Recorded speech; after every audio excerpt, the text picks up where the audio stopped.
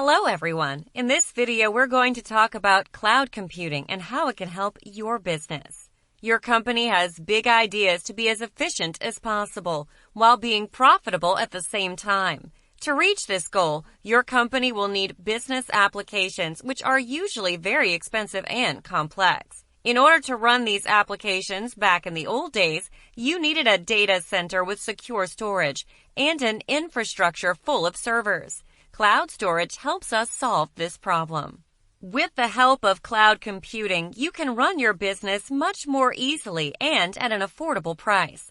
Instead of locally maintaining a server infrastructure to run your business applications, you can get a shared data center. It's much faster to get started and costs far less. Let us compare Gmail to a locally hosted mail server.